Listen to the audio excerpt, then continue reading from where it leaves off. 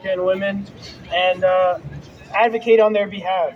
I'm going to start out with a statement prepared by the global group behind this movement. This is not just a New York City protest, if you weren't aware. This is happening in 55 cities across the world, and it's happening all today. So if you're here, you're part of a movement of tens of thousands of people across the globe and fighting for the rights of Afghan women. So here's a statement prepared by that international group. Today, January 14th, 2023, we join in standing with 56 other cities, I'm sorry, not 55, 56 other cities in 24 countries to raise our voices for the women's rights in Afghanistan. Tens of thousands of people have come together to remind the world that Afghan women are not alone and that we will not let their voices go unheard. We will never stop fighting for the rights of Afghan women.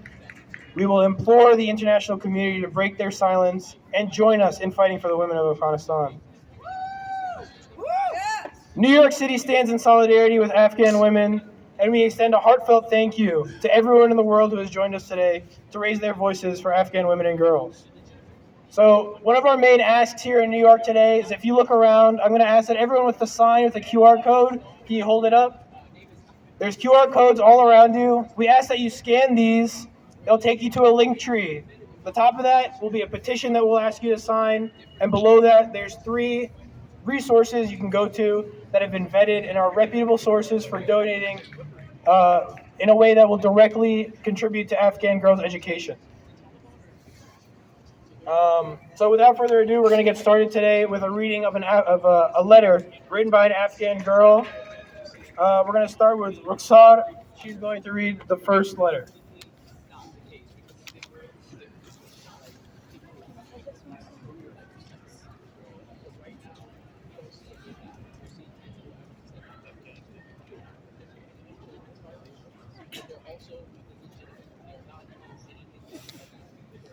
I'm terrible at this. I'm just realizing.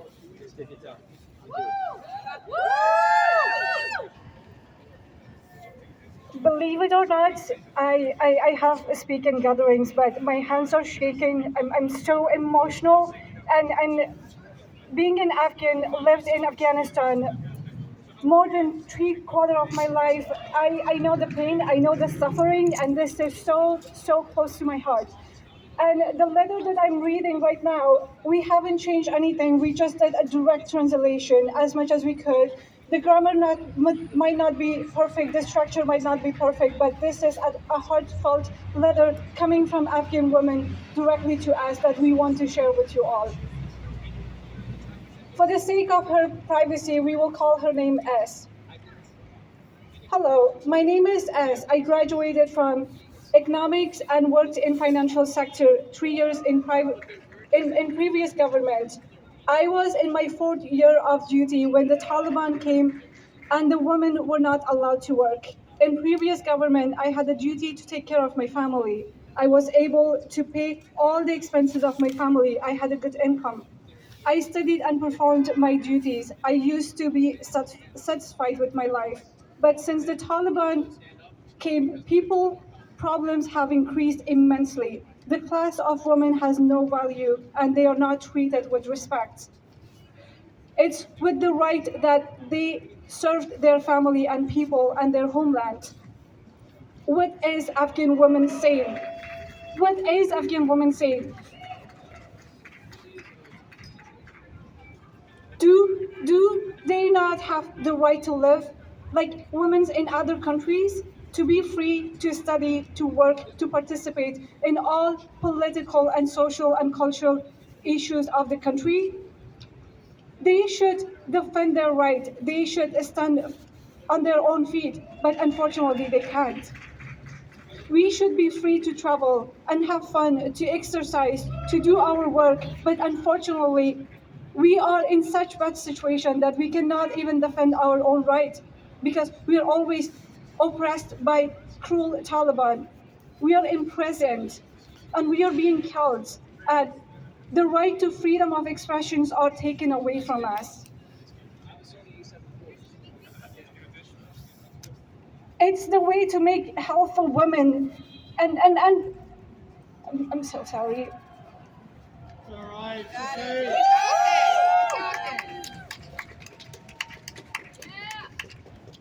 It's the way to make hell for women, to remove women from society. And if they raise their voice, they will be killed. They must be silent by the Taliban. I'm sorry, this is a very direct translation.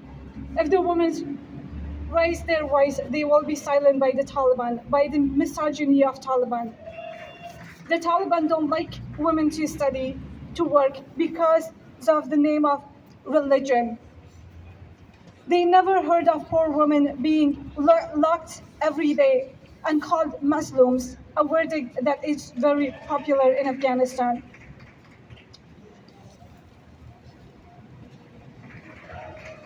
Whether they can go to the same field, I'm sorry. And we don't know what would be our future, whether we will go to the field of our study. I went to the wrong spot at first, and the MTA took so long for me to get to the correct spot that I missed all the speeches, and I just snuck in for the photo op. So today I was panicking again because I missed the train, and the next one wasn't coming for 10 minutes, and the one after that, 22 minutes. We need to fund 6-minute service in the and I'm going to tell you my other gripe, which is that if I had driven here in a private vehicle, the roads would have been free. But if I had taken the bus on those same roads, it would have been $2.75. The roads are for all of us. And buses should be free. Let's fund the service, 6 minutes, let's get the buses free, and let's fix the MTA. Let's go. Well, thanks so much, Jabari. Next we have Marcelo Matena. Hey everyone, I'm Assemblymember Marcelo Martinez and I'm coming from South Brooklyn. So, I don't have a car. I depend on the buses and the trains to get me around. Like most working class New Yorkers, we depend on the service. I am tired of people in charge on the MTA board making decisions about service cuts and then telling us they need money in order to service us and constantly raising the fares.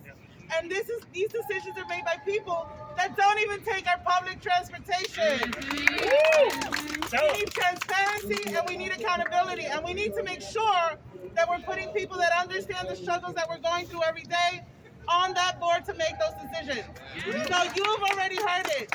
We need buses that are running on time, 6 minutes. We shouldn't be waiting.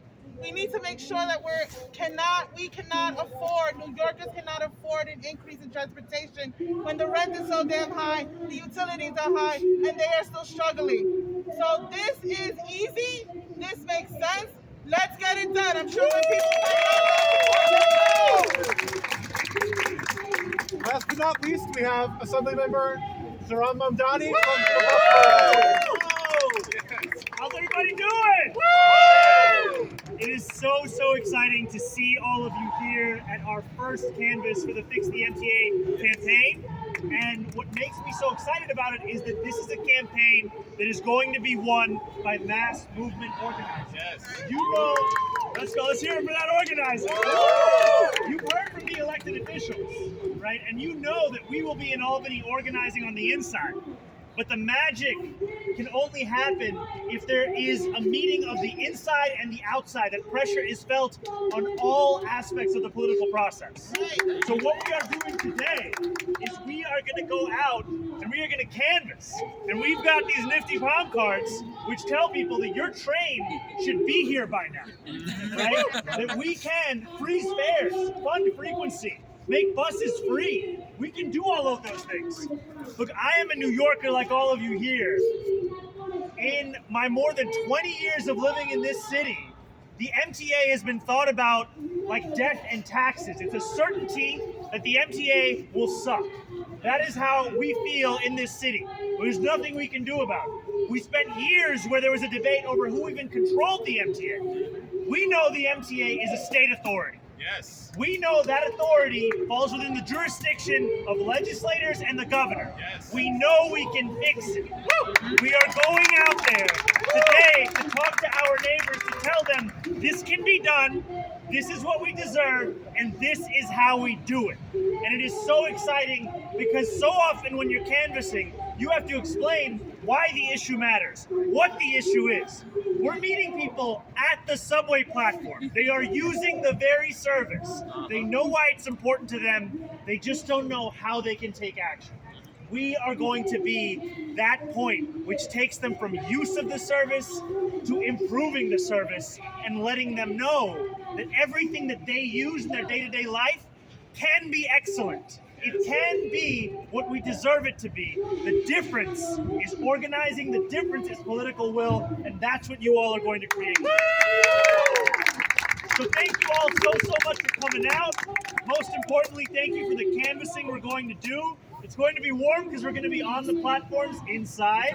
And then thank you for joining this campaign and showing everyone in New York City that we can get what we deserve. Thanks so much.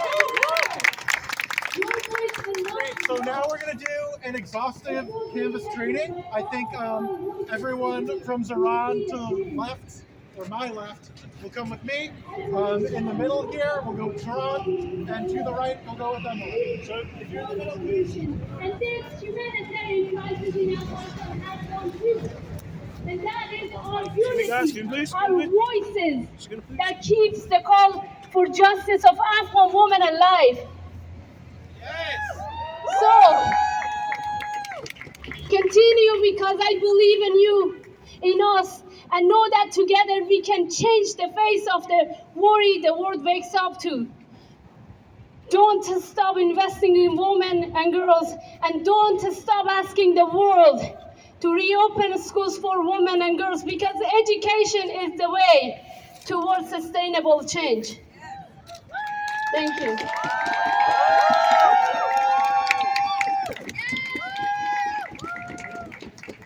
One more big thank you. Thank you so much.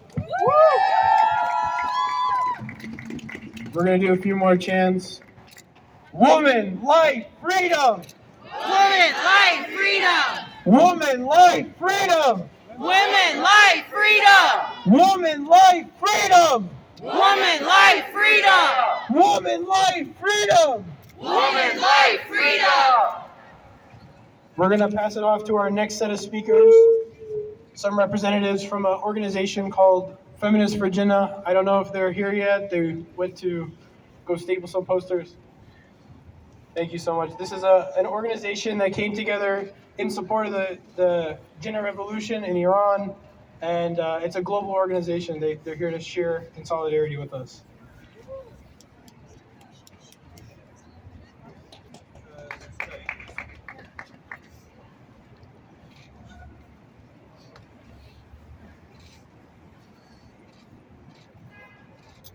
It has now been more than 1 year since Taliban have come to power, a murderous group whose history and political existence is interwoven with violence against Afghanistan's people, and especially its women, and with denying them their rights to live.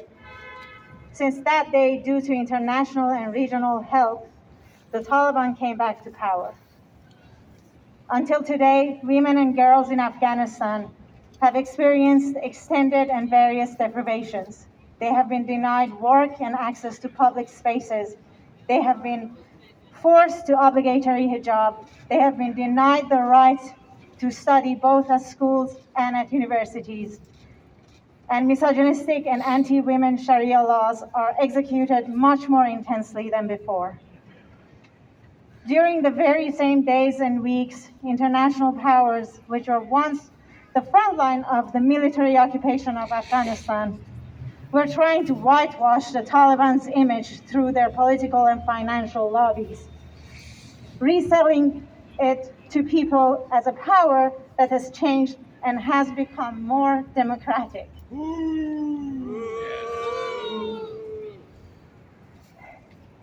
Afghan women have been warning the international community about and protesting against the Taliban's violence and dogmatism. After Taliban's rise to power, it was again women and schoolgirls who came to the streets as the first protesters against Taliban's despotism, shouted out against it, were arrested, tortured, and killed. Such a power reflects years of restless struggle of women who never bent to repressions and deprivations, and despite all pressures, organized themselves and fought for the right to choose what they wear and the right to study, work, and live.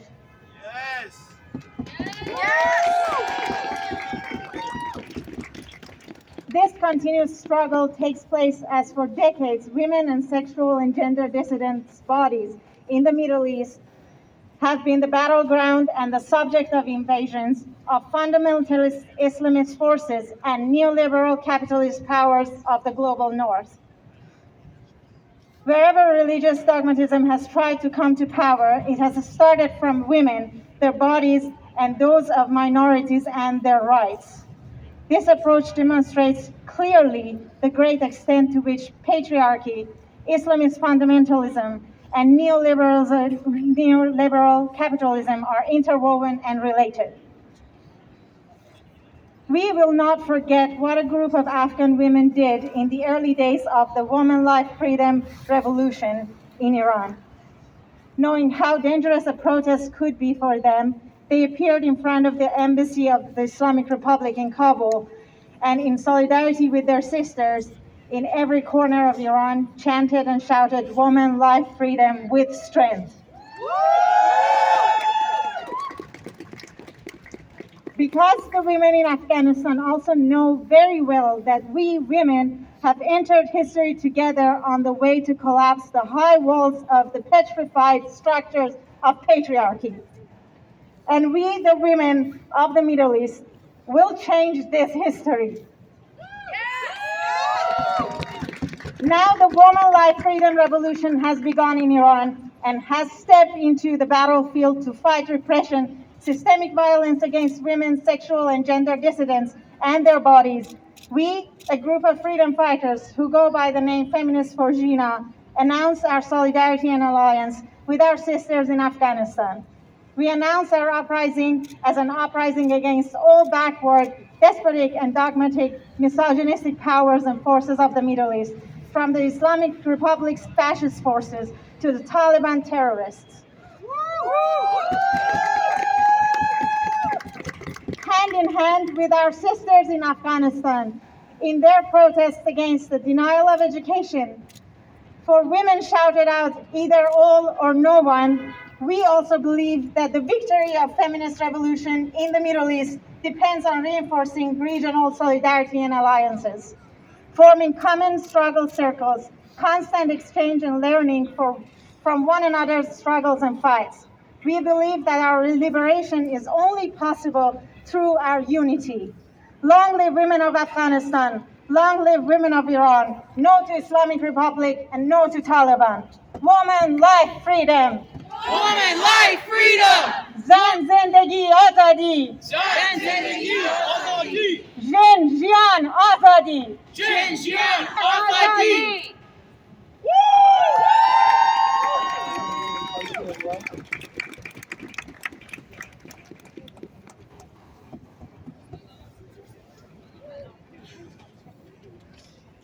So I'm just going to read the same statement in Farsi. بیش از یک سال از قدرتگیری دوباره گروه طالبان می‌گذرد. گروهی جنایتکار که تاریخ و حیات سیاسیش با خشونت و سلب حق زندگی از مردم افغانستان به ویژه زنان آن گره خورده است. از روزی که طالبان به مدد کمک‌های بین‌المللی و منطقه‌ای مجدداً قدرت را در دست گرفت تا امروز زنان و دختران در افغانستان محرومیت‌های وسیعی از جمله محرومیت از کار، محرومیت از دسترسی به فضاهای عمومی، تحمیل پوشش اجباری، محرومیت از حق تحصیل برای دختران دانش آموز و زنان دانشجو و نیز تشدید اجرای قوانین ضد زن شرعی را تجربه کردند. در همان روزهایی که قدرت‌های بین‌المللی که روزی سردمداران اشغال نظامی افغانستان بودند، در لابی‌های سیاسی و زدوبندهای مالی خود سعی می‌کردند چهره طالبان را سفیدشویی و آن را به عنوان نیرویی که تغییر کرده و دموکراتیک‌تر شده است به مردم بفروشند، زنان افغانستان علیه تحجر و خشونت طالبان هشدار می‌دادند و اعتراض می‌کردند. پس از قدرتگیری طالبان نیز این زنان و دختران دانش آموز بودند که به عنوان نخستین نیروهای معترض علیه ارتجاع طالبان به خیابانها آمدند، فریاد حق‌خواهی سر دادند و بازداشت، شکنجه و کشته شدند. چنین قدرتی بازتاب سالها مبارزه نفسگیر زنانی است که تن به محرومیت‌ها نداده و علیرغم تمام فشارها خود را سازماندهی و برای دستیابی به حق انتخاب پوشش، کار، تحصیل و زندگی مبارزه کردند. این مبارزه بی‌وقفه در شرایطی صورت می‌گیرد که دههاست که بدن زن و اقلیت‌های جنسی و جنسیتی در خاورمیانه به صحنه نزاع و هجوم نیروهای بنیادگرای اسلامی و قدرت‌های سرمایه‌داری نئولیبرال شمال جهانی تبدیل شده است. هر کجا که ارتجاع سودای قدرتگیری داشته است، از زن، بدن و حقوق اقلیت‌ها آغاز کرده است. چنین رویکردی به خوبی نمایانگر این است که تا چه حد بنیان‌های مرزسالاری، بنیادگرایی اسلامی و سرمایه‌داری نئولیبرال به یکدیگر پیوند خورده‌اند.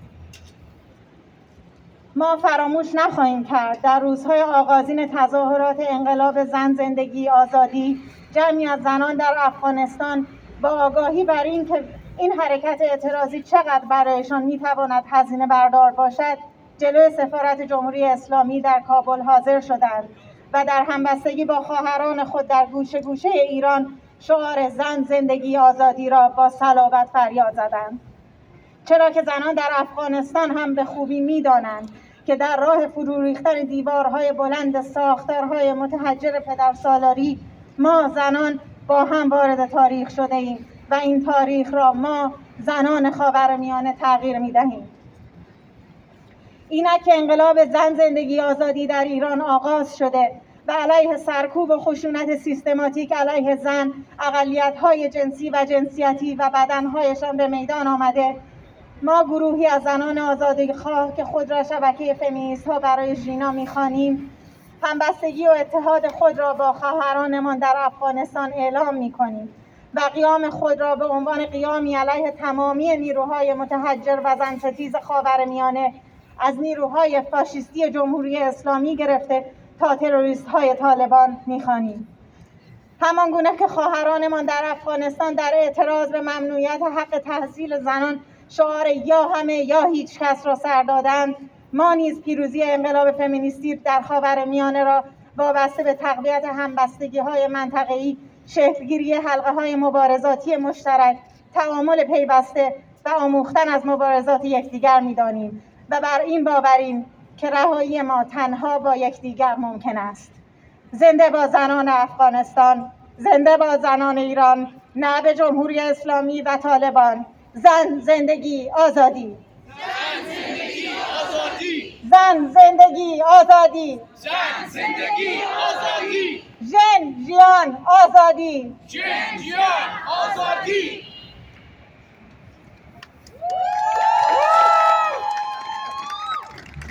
One more time for the women of Feminist Virginia. I want to introduce our next speaker, Sarah. Is she here? Okay, we'll move on then.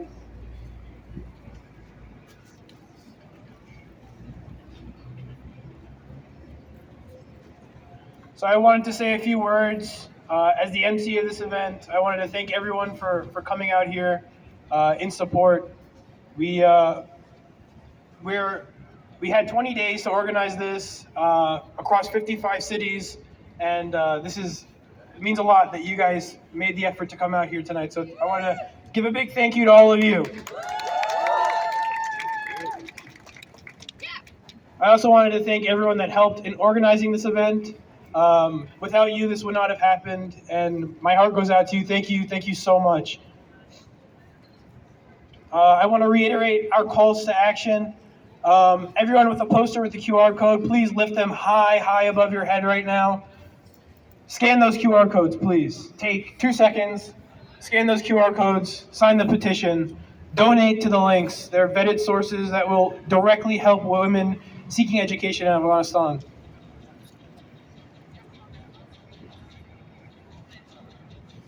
I also want to take a second to address why I, as a man, am standing up here today. This is an issue for women's rights. So, what place do I have up here? But I think, as an Afghan man, we come from a place of privilege.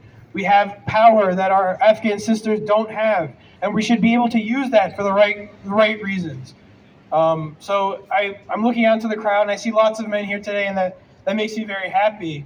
But it is our duty now to spread the message and use our voices that have been given such privilege to raise up the voices of Afghan women and speak when they are silenced.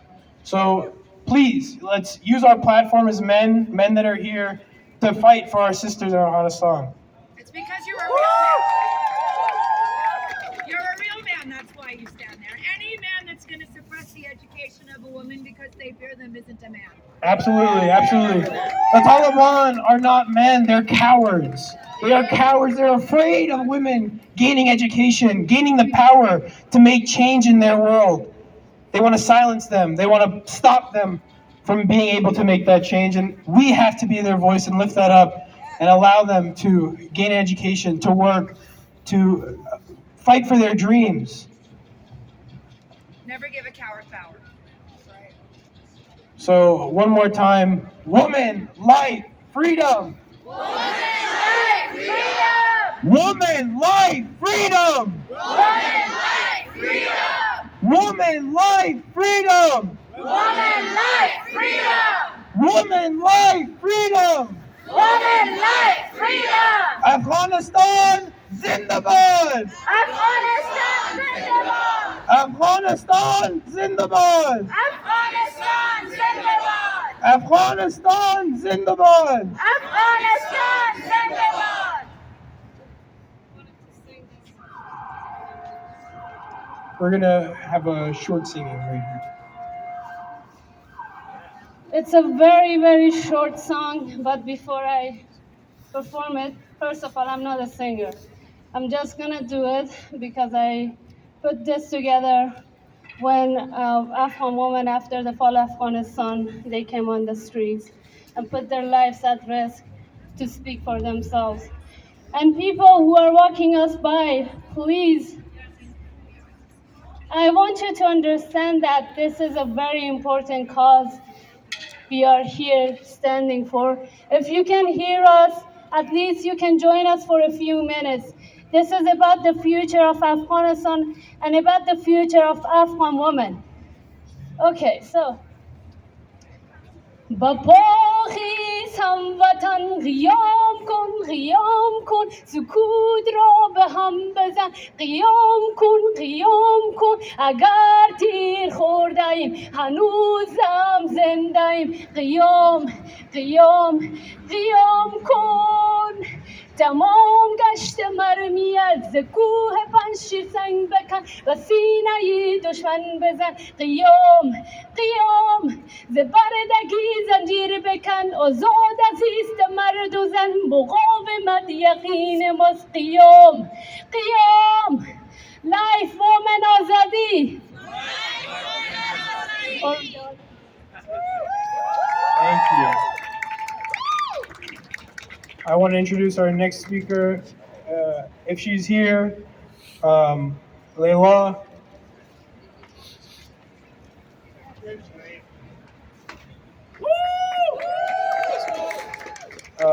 Layla is a medical graduate of the Tehran University of Medical Sciences and a postdoctoral research scholar in cancer research at Memorial Sloan Kettering Hospital.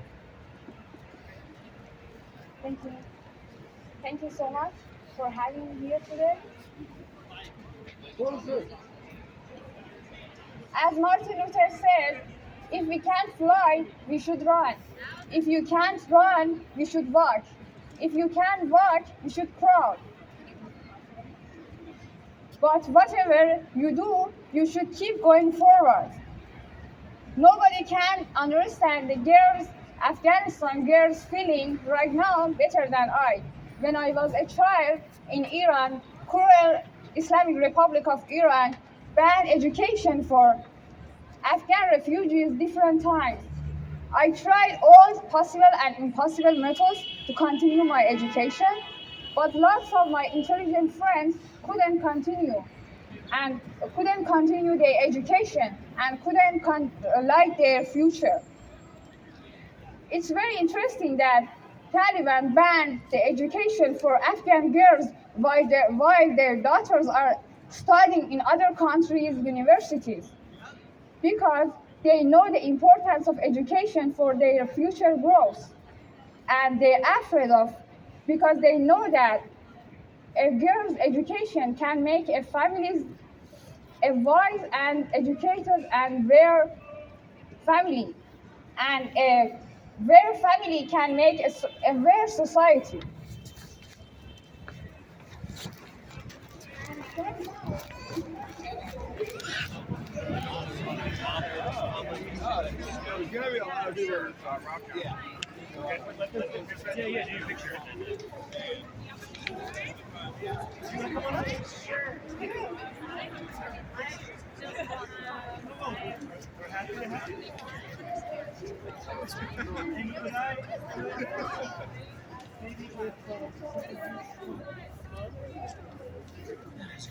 So man, they're good, man. Just Another Saturday in Paris. yep, covering this, and I gotta go over there. So I didn't even know this happened until I heard Jabari Brisport. Oh, there you go. So yeah, after I heard his voice, I was like, I'm here. So what's up, bro? 3, 2, 1. Everyone look at the camera. Cheese. 3, 2, 1. Cheese. 3, 2, 1, 3, 2, 1. fix the Fix MTA! Fix the MTA. Again. 3, 2, 1. Fix the MTA. Woo! All right. Cool. We got the pictures. Great.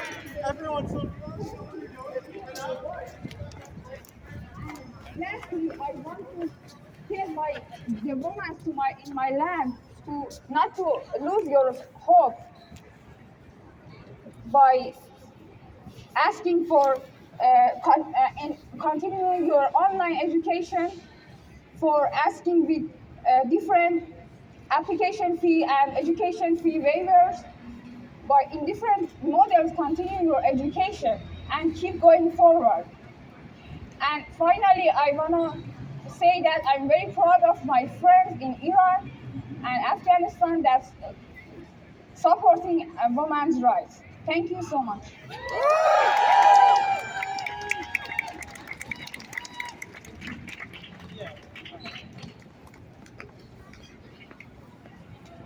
One more time, let's give it up.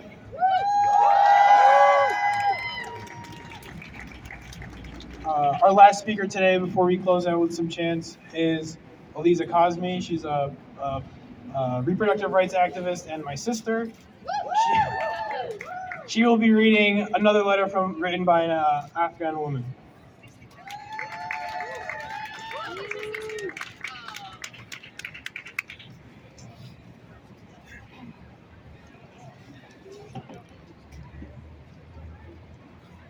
Thank you, everyone.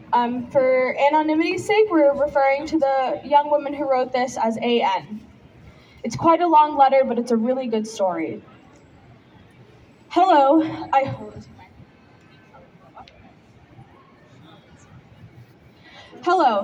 hope you're healthy. My name is AN and I am 21 years old, and my goals are to one day be a hacker and then work for NASA and then be the first Afghan woman in space.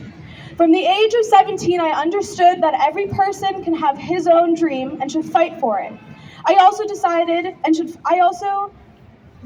I should have my own dream and that I could achieve and work hard to achieve it. I chose computer science to achieve my goals. I was 17 years old and I started trying to pass the entrance exam. I studied day and night and participated in mock exams to enter this field at Kabul State University. The first exam I took in 2019, I was admitted to a private university, which was very disappointing for me.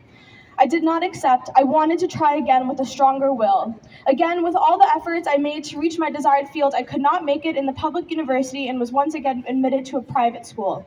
It was really sad for me. I decided not to continue and cried every day.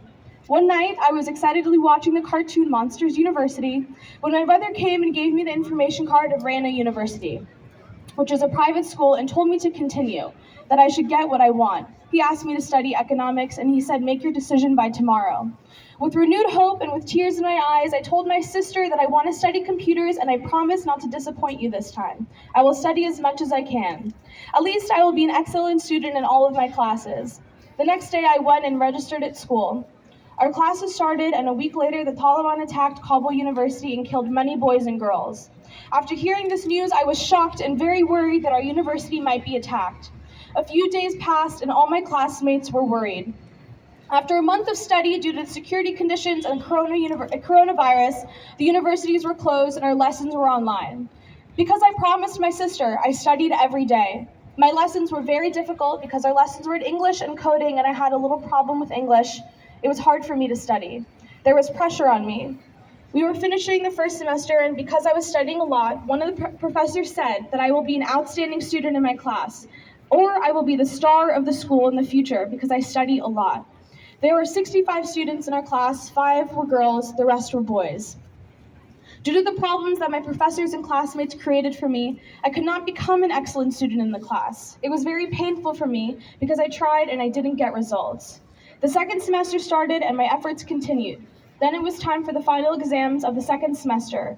Every day in the news, it was said that the provinces of Afghanistan are falling one after another. This was also a fear that gripped everyone. I was also very worried about my future. Every day that passed, the fear increased and a province fell to the Taliban, and I, who had the final exams of the second semester, was more afraid for the future. One day before the final exam, I was desperately studying. It was August 15th, 2021. One of my friends said, someone who I had previously promised that we would both reach our goals and be the best in our level of education, sent me a message that Kabul has fallen and all of our dreams have been shattered and none of us can achieve our dreams anymore. After reading this news, I became completely numb. Tears flowed from my eyes and I thought it was the end of my life. I went to the roof of the house and I saw all the people hurrying, scared and worried, as if they all wanted to save themselves. Finally, the Taliban captured Kabul. When they came, they first closed girls' schools above 6th grade and universities. As I said, maybe I was afraid and worried, but I never wanted to bow down and sit at home in front of those who do not have a proper understanding of Islam. I decided to form a group of girls like me who wanted to continue their education, and I created a WhatsApp group. I did this, and I realized that there are many female fighters in my country, and they do not allow the Taliban to close the doors of universities to girls. On a day, almost 600 students, including boys and girls, we tried to start a demonstration, and the name of our group was We Want the Right to Education. But they cut off internet and telecommunication networks and did not let us protest. Again, I was very disappointed. I was sitting and crying until I got to the point where I got psoriasis. On September 3rd, 2021, I participated in the first demonstration for the rights of Afghan girls, and the demonstrations continued. They opened the doors of universities, and this was good news for me. I went to university and saw the attendance of girls was low from our classes and we were separated from boys. This made me worried about why girls were not showing up to class, so I started motivating them.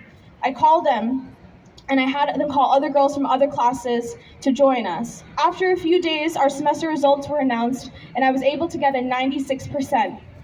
I became an excellent student in my class. I continued my studies, but every day with a new mental pressure. One day, the ministry ordered the girls to wear black clothes, and on another, they would not allow girls to enter the university if they wore any colored clothes. It goes without saying that in university, I was a distinguished student of the class and a class representative, and some of the students mistreated me and teased me, saying, "Why should we study? You're not worthy." These were also my concerns during that time. With the restrictions and challenges that plagued my family economy in this government, my father became unemployed. My brother, who was a police force in the previous government, also became unemployed, and my only sister was the breadwinner and provider for my family, and she provided for the university expenses. She did not think of herself at all and paid for my university expenses. This was another pain for me. Sometimes I said to myself, I wish I could work for a company and earn my own living to pay for my own university. In short, all the hardships, problems, and challenges of my life began in these years, and it was hard. I continued my efforts every day and night with strength and studied so that I would be a worthy and successful student in my field, and after I finished university, I would perform my duties as a university professor. In the university, I fought with all the challenges that the Taliban created for us every day. It was not only the Taliban, but also some of my classmates. At the end of the semester, it was announced that I had scored a 98%. I was the star of the computer science faculty, and I was announced as that by the president and vice president of the university. It was a happy time for me because despite all the restrictions that were with me in every way, especially the Taliban, I was able to succeed. I continued my studies, but the Taliban had imposed strict restrictions and would not allow us to go back to the university without a black hijab. Every day I motivated all the girls in class and university that nothing bad is going to happen. If it happens, we girls, we are strong. We will do something. It wasn't even 2 months since the beginning of our 5th semester when we received a notice that all of the final exams for girls should be held by December 21st, 2022. The fear that our universities will be closed to us was evident in all the girls. When they started the exams again without any break in between for a week and a half, all the girls of the university studied. On the night before the last exam, I started to study with a little difficulty and I was tired from all of my other exams. I didn't understand something, so I went to message a teacher, but another friend of mine messaged me saying that the Ministry of Education has closed universities to all girls and there will be no exam tomorrow.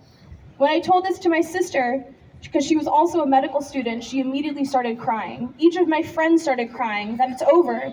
What should we do when our future is gone? I wish we weren't girls, or I wish we were all dead. All the girls were disappointed and it was like a nightmare for me. I could not continue for the exam because I was very upset. Night somehow turned to day, and my sister came and said that the Taliban had forced her to close her courses. I went to university that afternoon, and all the teachers were rushing. They wanted us to start our exam, but they were under the pressure of the Taliban, and we had to take our exam as soon as possible. My heart was full of pain and fear that I might not reach my goals. I asked the dean of faculty, who's a very honorable and kind person, if this is the last time he will come to the university, and if it will be closed forever. He closed his eyes, and with pain but a voice full of hope, he said, "No, John, you will come again." But this did not satisfy me. I finished my exam and left the class and saw all my classmates crying that we could no longer come. Alas, we were born in this country. Our future is ruined because we are girls. We cannot do anything. I also cried and told my classmates that there is no problem. We will go to our homes and study in our homes. We will continue, and God willing, after 5 years, we will be the most successful people. And the head of school came and he said he was very sorry for all the girls of his land, that despite all the difficulties, you were never disappointed and even came for your last exam. We said goodbye to several professors, and it was like a father marrying his daughter to someone and escorting him to the gate. All of the students and professors were crying, and even our professors came to the university gate. And because the Taliban said the university should be empty of girls as soon as possible, it was painful. We were crying and frustrated, and I came home and my mother came to me and she saw that I was crying and said, "My daughter, don't cry, there is still hope. There is God and there is prayer, don't despair." But is it possible to lose the most valuable thing in your life because of being a girl and not be heard? Is it a sin for a person to ask for what is his right from the world? Aren't we Afghan girls human beings who have to ask for help every time from foreign countries or the United Nations whose ears are completely deaf? I want to say my message in the end.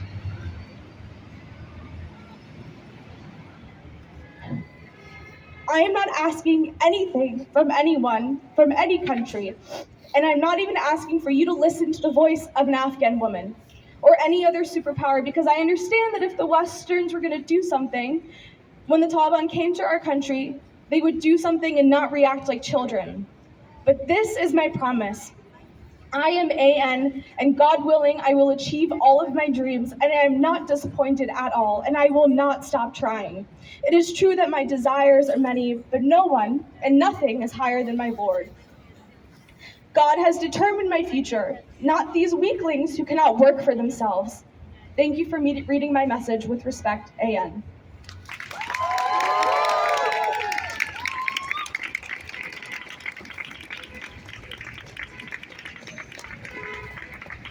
Thank you, Elisa, for that powerful reading. We have one more speaker. White. He's an up-and-coming activist in New York City, Afghan activist, and he's going to say some words. I'm here. Yeah.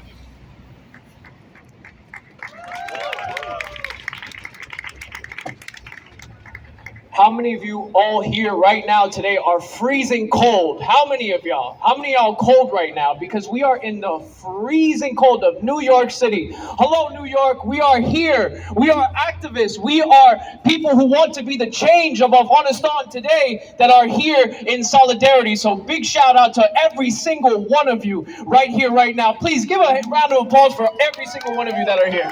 Media, allies, people from Afghanistan, people who are just wondering what's going on. What are these people talking about? But why are we here today? We are here to show solidarity with the women of Afghanistan, and we are yelling loud and proud, saying, no to Taliban. Say it with me, no to Taliban. No to Taliban. Let her learn. Let her learn. Let her learn. Let her learn. Let her learn. Let her learn. Let her learn. Let her learn. Let her learn. Let her learn. Let her learn. Let her learn. Let her learn. Let her learn. Right, because that's why we're here. We are here because we want to show solidarity with every single woman in Afghanistan that wants an education, that deserves an education. It's not about also being a woman. This is a human right. They're taking human rights away from people.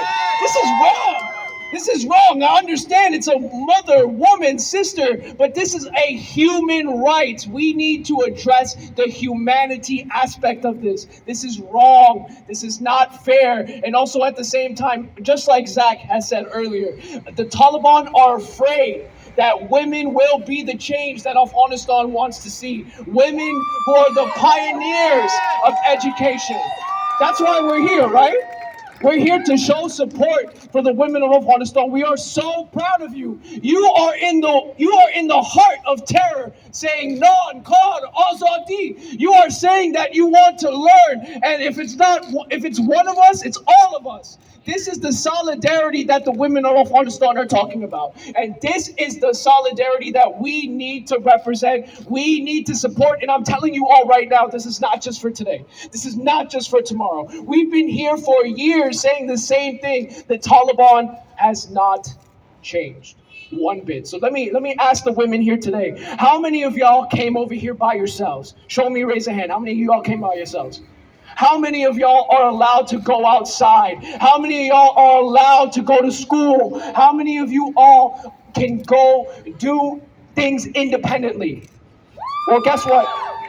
I want to say thank you for participating and thank you for expressing that. The women in Afghanistan, if they have the same rights as you, they are killed, tortured, raped, and put into prisons. Just for the fact to go outside by themselves, just to go educate themselves. And this is a huge problem. And this is why I'm so proud of all of you that are here, because we are here because we have the capacity to help. How many people keep telling you, why are you doing this? Why? It's not going to do anything. It's not going to change. Well, guess what? I have something to say to those people right there that are saying that, hey, you're wasting your time. I'll tell you this. The people that have the capacity to help, congratulations, I'm so proud of you. But the people that say it's worth nothing, guess what? Those are the people that don't have the capacity to help. Those are the people that don't know how to help. So this is why we are here today, to encourage those people to wake up. So I want you all to say with me, wake up, wake up. Wake up, wake up. Wake up, wake up. Wake up, wake up. Let her learn. Let her learn. Let her learn. Let her learn. Let her learn. Let her learn. Let her learn. Let her learn. Now, I want to talk about another very, very important topic for me. This is our solidarity, right? This is why we're here to protest. We are showing solidarity within our community. So I want all of you right now, if you see somebody right next to you, look to your left, look to your right, say thank you for being here. Get to know these people, because these people are your brothers and sisters now. This is our community. This is our unity. These are our people. We all agree on the same thing, where humanity is our number one cause, right? And also, when it comes down to let her learn, I want to talk about something very important to me, and that's in regards to the Stop Hazara Genocide movement. So if you guys don't know, Hazars in Afghanistan have been discriminated against for 130 plus years. And the hashtag Stop Hazara Genocide has garnered about 10 million tweets. Wow. 10 million people has showed solidarity to say stop Hazara genocide. And this is an amazing feat because Afghanistan is finally addressing its weaknesses. Because our weakness is that we have been seeing Hazaras being systematically oppressed. And this is where we get solidarity. We are acknowledging the mistakes. And I'll tell you this, to all my people from Afghanistan, it's not a crime to feel like we are addressing history, even the dark parts about it, because how are we supposed to get better? We're supposed to address the weaknesses so we can get stronger. That's just simple science. And now I want to be here to say stop Hazara genocide in Afghanistan. So please join me in this chant saying, stop Hazara genocide! Stop Hazara genocide! Stop Hazara genocide! Stop Hazara genocide! Thank you. And I also understand as a privilege, I am a man. And to all my men out there, I just want to say this. It is our duty, Wazifemas. Can we have to stand up? We have to denounce the Taliban. These are men oppressing women. And us as men have to check those people and say, no, this is wrong. This is wrong. Us as men have to. You're not a man. I'm just being honest. You're not a man if you're not checking another man for doing the wrong thing. You're not a man. You're not a man. And I don't take no credit for this. This is just my job. This is my duty. This is what I have to do. I don't get no credit for this. I give credit to the women that spoke earlier, the women that are in the audience, the men that are listening and encouraging themselves to say, you know what? It's time. It's time to break the silence. It's time to show solidarity. And it's also time to learn the stories of the women in Afghanistan. So what kind of story do I have for y'all today? Thank you. Thank you. This is another story I have because this is our job. As men, if you don't know what to say, I'll tell you what to say. Learn the stories of the women in Afghanistan. Learn the stories. Today, I have a poster of a very, very tragic story about what had happened at Qad University. And if you don't know what happened in Qad University, 56 girls have been killed in a terrorist bomb blast. And the Taliban has been saying, oh, Afghanistan is safe. Afghanistan is okay. The West has left. Now we're safe. But guess what? Where's the security measures for the young girls that are educating themselves, that were going to educate themselves? And you know what the saddest part about this story is? The saddest part? They made a pledge right before they got attacked to say, we are going to be the change in our community by using the pen and the paper, not the sword or the gun. Can you believe that? And then they get killed by a bomb. This is ridiculous. This is disgusting. And the fact that there's no security for these women is disgusting. And now let me tell you the story of Marzia John. Marzia was a young girl that loved books, that loved to study. She was an outstanding student with her sister Hajar. And what had happened? Her favorite author was Elif Shafak. And all her dream, you know what her dreams was? If I can remember on the top of my head, she wanted to go to different places like London. She wanted to ride a bike. She wanted to eat pizza. And she wanted to meet her favorite author, Elif Shafak. And unfortunately, unprovoked, unplanned bomb attack took her life away. And that's why this is one of the many reasons why I'm here today, to amplify the voices of Marzia John. So to my men out there that care about this, that care about women learning, that care about just human rights in general, speak about the stories of the women in Afghanistan. Amplify their voices, because they just want you to acknowledge. They want you. That's the best way you can help. And ladies and gentlemen, thank you again for listening to me. I am a humble person. I am nobody. All I want to do is just have peace in Afghanistan. The people of Afghanistan have suffered too much for too long. And now that we're going backwards, this is wrong. This is disgusting. This is inhumane. And I also want to give a shout out to my people from Iran that show solidarity, because I want to say this too, right? Right? Let's show solidarity with them, right? Zan Zindagi Azadi. Zan Zindagi Azadi. Zan Zindagi Azadi. زن زندگی آزادی جان آزادی جان آزادی جان آزادی جان آزادی. Now, I want to say this as my final piece.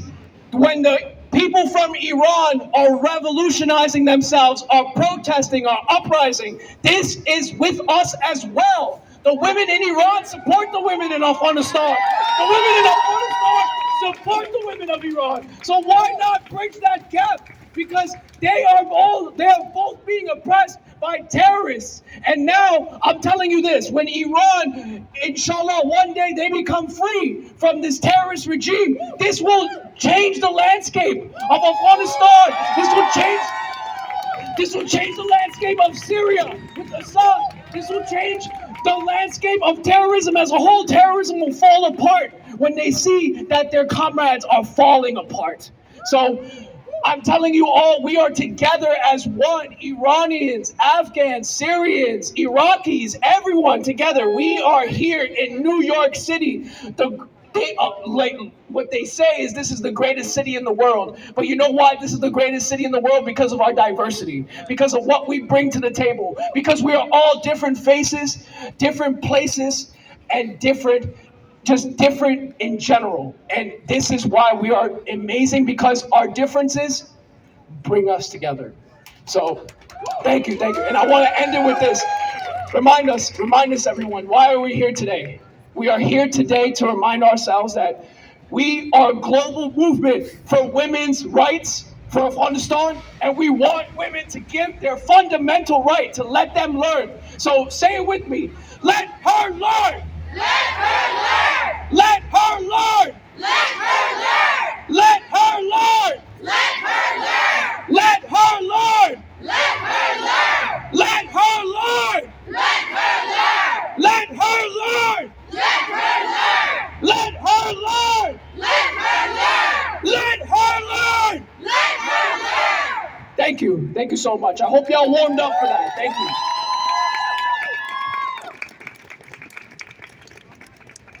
One more time, one big thank you. زن زندگی آزادی زن زندگی آزادی زن زندگی آزادی زن زندگی آزادی زن زندگی آزادی زن زندگی آزادی. Free Afghanistan, down with the Taliban. Free Afghanistan, down with the Taliban. Free Afghanistan, Free Afghanistan, down with the Taliban. down with the Taliban. Free Afghanistan, Free Afghanistan, down with the Taliban. down with the Taliban. We have another speaker here for us today. Her name is Meredith. She's an activist and has worked in Afghanistan. Here we go. Hi, my name's Meredith Festa. I'm the president of Paws Unite People. I'm a tiny animal rescuer on Long Island. I also am the secretary for the World Hazara Council, and I work with some Maasai tribe in Kenya, so I'm kind of a jack of all trades. I worked in international trade for over 25 years on Wall Street. Everyone keeps asking me why is an animal welfare advocate for Long Island helping Afghans? I have over 200 Afghans, just a little over 200 Afghans we're helping right now financially. I'm housing a little over 150 in Pakistan, and the rest we're supporting in safe houses in Afghanistan. My friends are my family. For over a decade, I've been doing animal rescue all over the world.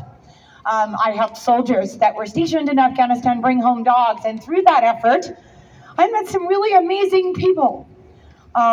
Women, veterinarians, their families, their children, male veterinarians, Hazara, Tajik, Uzbek, Pashto, doesn't matter. People making a difference in this world. And when everything went down, of course they called and said, Meredith, we need help. So I said, okay. And I watched as the world tried to evacuate a bunch of animals and people from Afghanistan. And then I watched as everybody stopped caring about the people. And my community, the animal welfare community, said, but it's about the cats and the dogs. And I said, no, it's not. I'm an animal welfare advocate. I save animals every day. I have an entire building at East Patchogue full of animals that were abused. But I understand that a child is important. And I wasn't going to let people die for US government employees, cats and dogs. So I got $600,000 from a friend and I said, I'm going to try to do this. And here I am over a year later, broke and going on the news and trying to keep my friends alive. And I will continue to do so because my friends are my family. And the thing is, if we don't stick together, then it's all bullshit. Because it is. I can't even explain to you what it's like when you listen to somebody on the phone say, those cats belong to important people. Let's get them in the airport. The people can get in later. That's not okay. And there's a universe where that's okay. You can save both. All lives are precious. It doesn't matter. And I will go to the end of days. I will sell my house. I will close my animal shelter. I will do everything I can to keep my friends safe and anyone else that needs help until I'm gone. Thank you. The U.S. government, it's not just about not letting Afghan girls learn in Afghanistan. There are thousands of people waiting for P1, P2 visas right now in Pakistan that can't go to school. They can't go to school. Those women can't go to school. Those girls don't get to go to school. They don't get to work. So all of those Afghans that fled Afghanistan, that went to Pakistan, are waiting in limbo and rotting. And they're not getting an education there either. And that is our fault. That is our government's fault because they need to do better. Because we need to do better. People are inherently good. You know, it's a small group of people that suck. I said that the other day. You can't say I hate people. My community, the animal welfare community, they always say we hate people. No. You know what? Some people suck, but people are inherently good. But we need to be the voice, and we need to be loud, and we need to not let people forget. Do not let Afghan women be erased. Do not let SIVs be erased. Do not let P1, P2 be erased. Do not let all the people waiting for humanitarian parole be erased. And any man that is going to deny a woman an education is not a man. I said it before, I'll say it again. You're a cockroach, and what do you do to cockroaches? You smash them, right? So no, we need to be louder. We need to elevate their voices. We don't need to be their voice. They have a voice. We just need to elevate it to make sure it gets heard. You need to be loud. Listen, if I can make people change animal welfare laws and animal cruelty laws, and we can make it illegal to do bad things to chickens and dogs and cats, then we can save people. Right? So please, just keep reminding your politicians to do better. Tell Chuck Schumer to do better. Because that man will call me back if there's a dog stuck at JFK from Jordan because it's paralyzed. But he's not going to call me back because my friends that are veterinarians can't get out because it's not right. It's really nice that U.S. government employees got their cats and dogs back from the U.S. Embassy, but the people that stay behind to protect them are stuck. And I want everyone to understand how wrong that is because they all should get out. Do better. If you can't process them in Pakistan, process them somewhere else. Do something. Because you can, you just don't. Because there is no difference between a refugee from the Ukraine or a refugee from Afghanistan. We are all people. I get so upset because I just watch the world erase my friends. And my friends are my family. And I will continue to fight. And I will continue to be here. And I will go down swinging. I will lose everything. But we all have to be their voice. So just keep being loud. Don't let them be forgotten. Okay? Yes. Thank you. And I'm still standing here, so that's okay. There you go. Thank you, Meredith.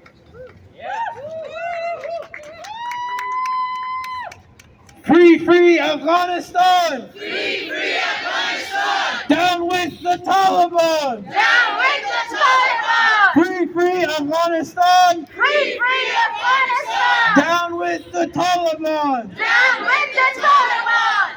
Afghanistan Zindabad! Afghanistan Zindabad! Afghanistan Zindabad! Afghanistan Zindabad! Afghanistan Zindabad! Afghanistan Zindabad! Afghanistan Zindabad! Afghanistan Zindabad! Freedom, freedom, work, education! Freedom, freedom, work, education! Freedom, freedom, work, education! Freedom, freedom, work, education! Freedom, freedom, work, education! Freedom, freedom, work, education! Freedom, freedom, work, education! Freedom, freedom, work, education! Woman, life, freedom! Woman, life, freedom! Woman, life, freedom! Woman, life, freedom! Woman, life, freedom! Woman, life, freedom! I want to see is Sada here? Not yet. We're still waiting. All right, 1 second. Her name one more time. All right, our next speaker is Jamana. She's an online educator and a poet.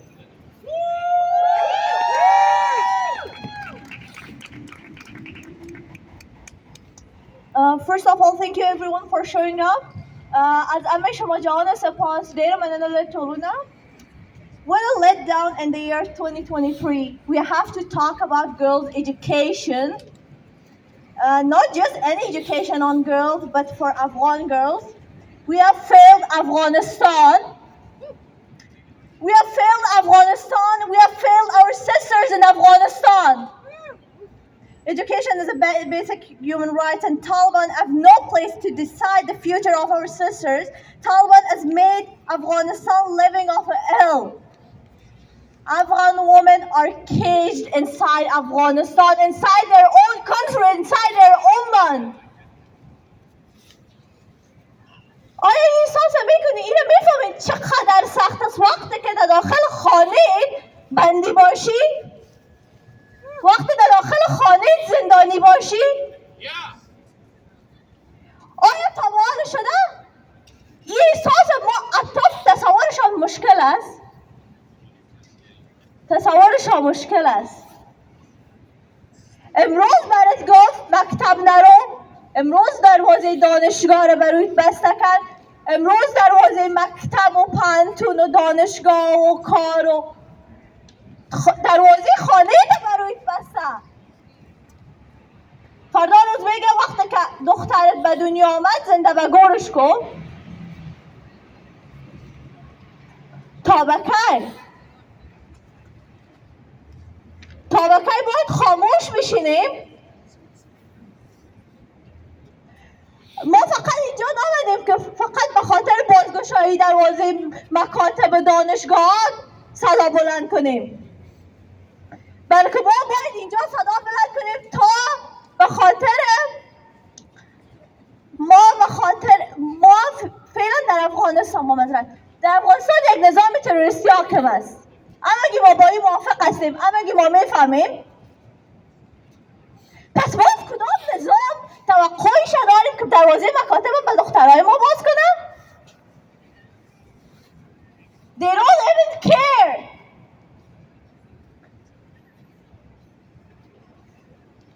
Taliban, we have to ban Taliban.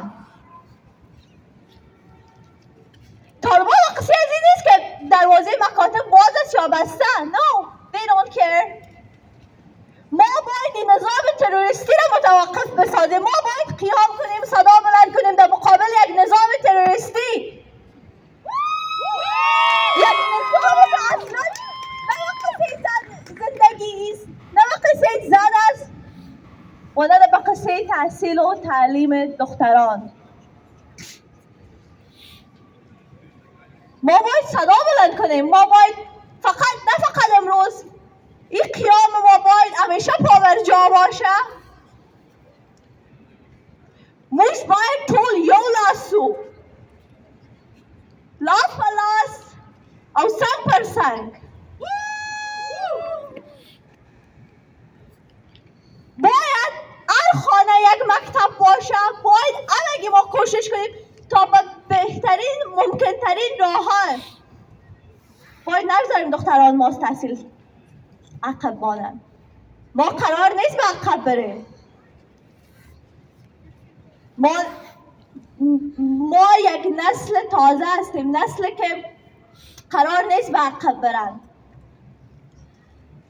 نسل قدرتمند، نسل که قدرتشان فقط قلمشان است. و این رو میفهمین که قوت و قدرت قلم چقدر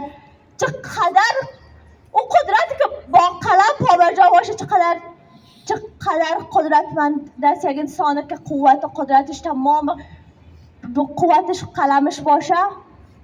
ما نسل دانایی هستیم. زنان افغان نسل دانایی هستند. نماد از دانایی هستیم ما. و این انقلاب ما انقلاب انسانیت است. انقلاب دانایی و دانش و آموزش. ما امروز فقط به خاطر دختران زابل و کابل و هلمند و ایران صدا بلند نکردیم، به خاطر مکاتب و دانشگاهایی که امروز بسته کردن در مقابل ما صدا بلند نکردیم. امروز ما به خاطر حق راهد و مرزیت صدا بلند کردیم، به خاطر آرزوهای زیر خاک شده راهد و مرزیت. ما به خاطر مادر راهد و مادر مرزیه و آمنه صدا بلند کردیم. مادر راهد نتانست فراغت پسر خود ببینه، مادر مرزیه نتانست فراغت دختر خود ببینه. مادر مرزیه آرزو داره دخترای این کشور به کنار دختران و مردان و زنان افغانستان پلو به پلوی هم استاد شود. این آرزوی مادر مرزی است، این آرزوی مادران افغانستان است که ما باید صدا بلند کنیم به خاطر حق اولادشان. ما باید به خاطر حق دخترها و خواهرای خود صدا بلند کنیم. شعر قرار است من بخوانم دکلمه کنم از استاد سهراب سیرت است. قرار است من شعر دکلمه کنم. شعر استاد سهراب سیرت برای دختران افغان و برای شرایط کنونی افغانستان نوشته. با اجازه.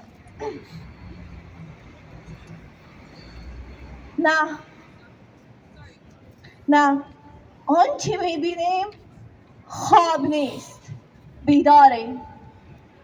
آنچه میبینیم خواب نیست، بیداریم. خیال نیست، جنون نیست، سخت ناچاریم.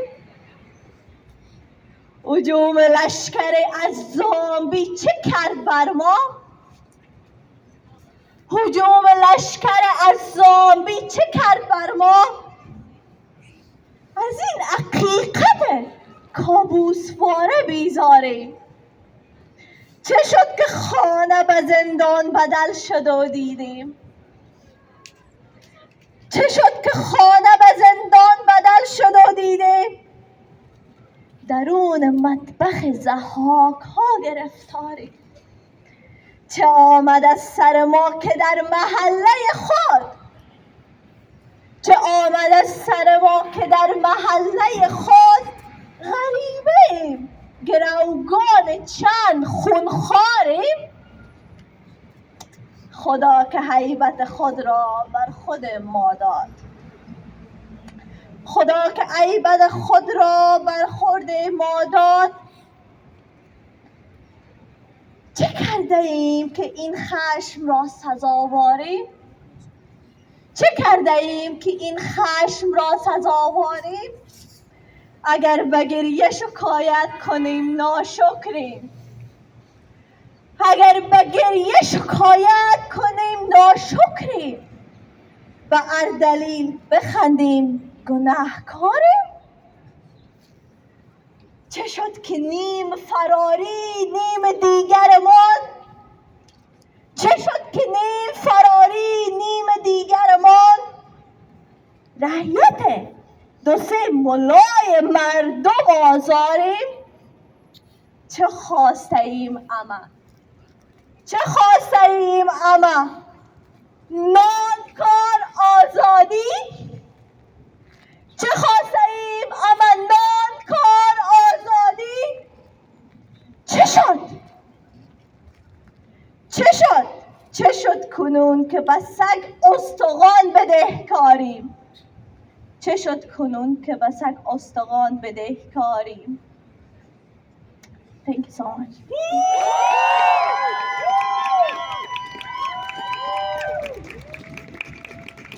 Thank you for that. Thank you. Our next speaker is Sarah. She is an activist that's been recognized by Time Magazine. Hello. She's been recognized by Time Magazine as one of the next generation leaders, MIT Technology Review, as one of the top innovators under 35, and the BBC's top 100 women for her work in democratizing information access in Afghanistan. Please give it up for Sarah. Hi, everyone. Thank you so much for being here today. I know that it's cold. I know that you've come from all over New York City. Thank you so much for your time. I'm going to be speaking in English at the request of some girls who have a message for the world from Afghanistan. And the first thing I want to ask from all of you is, why are we here today? Let her learn. Let her learn. Let her learn. Let her learn. Let her learn. Let her learn. Thank you. During the first few hours of the Taliban takeover on August 15th, 2021, when the regime entered Kabul's gates, panic was everywhere. But everyone knew what tomorrow would hold, because Afghans faced the Taliban before. We knew what they were. And again, all of us here now know exactly what the Taliban regime has brought to Afghanistan. And this is what has gathered us together here in 2023 again. In those first few hours of the country's collapse, 4 women stood in front of a long Taliban barricade near the president's office in Kabul. Each of them held a sign. We do not accept this Taliban regime. We must protect our rights, protect our freedoms. Education is my right. Education is my right. The right for education was entrenched in the Afghan Constitution in 1919, over 100 years ago. Now, when Afghan women are coding mobile applications, the Afghan robotics team, girls who are under 19 years old, are working on cutting-edge engineering and winning international competitions. Women architects were building our greatest treasures like Darliman Palace, and female entrepreneurs were leading large companies across the country. The Taliban regime has decided to strip this right from a generation which has been building this right for over 20 years. We're here today to remind the Taliban that a right cannot be stripped. A right cannot be stolen. It cannot be used for power. Afghans in every corner of the world and our international supporters will stand with the women and girls of Afghanistan until they sit front and center in their classrooms, their lecture halls, and office spaces. Rabia, a university student, had this message that she wanted me to share with all of you and the international community. When the Taliban banned universities, it felt like our whole world ended for us. I didn't see anything bright in my future anymore. I don't have anything to do. I want to study English, but I'm not allowed anymore. These days are so dark for me. Do not let the Taliban take away our lives. Do not let the Taliban take our dreams. Please stand with us. Please support us.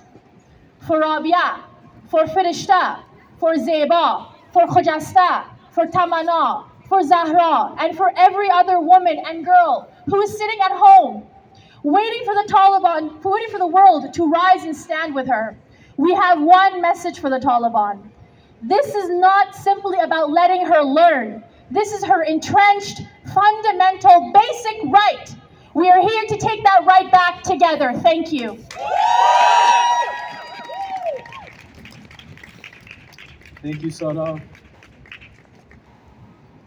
I want to wrap up tonight for this afternoon's events, but first I want, again, to bring your attention. Everyone who has a QR code, please, as high as you can hold it, scan those QR codes, sign the petition, donate to the vetted sources. That is what you can do as a person in New York City right now. You can also call your local elected official, tell them to do something, tell them to do literally anything. That would be better than what's happening right now. I make appeals to the international community. Use your networks. Make your voice heard for the Afghan women who are being silenced. Be there to support their message and be the best ally that you can be. We're gonna wrap up with some chants. My voice is shot, so I'm gonna pass it off to my sister.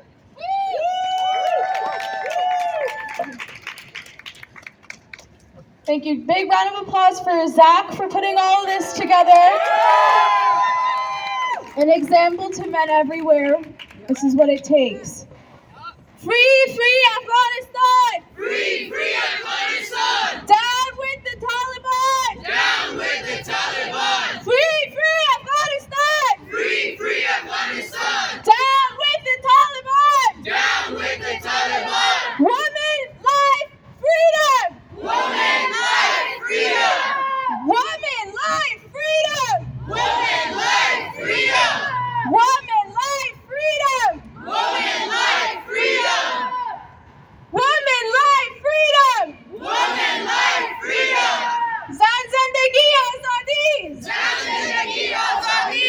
Zan zindagi azadi! Zan zindagi azadi! Zan zindagi azadi! Zan zindagi azadi!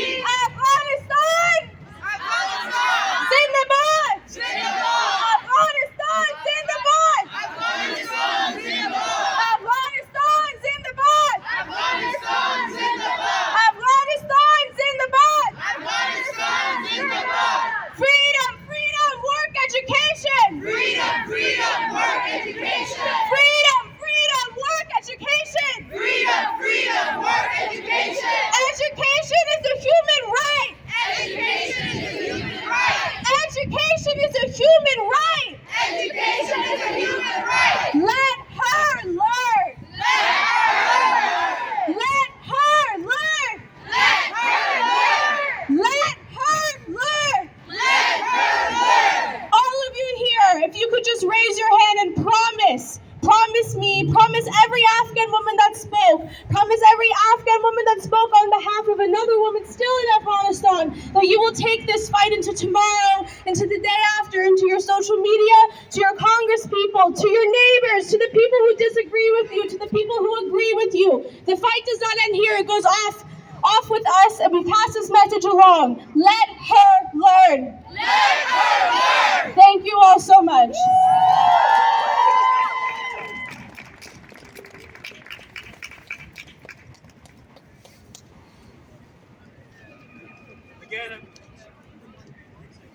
Again, a big thank you to everyone who showed up today. It means a lot to the Afghan community. I see a lot of people out here in solidarity with us.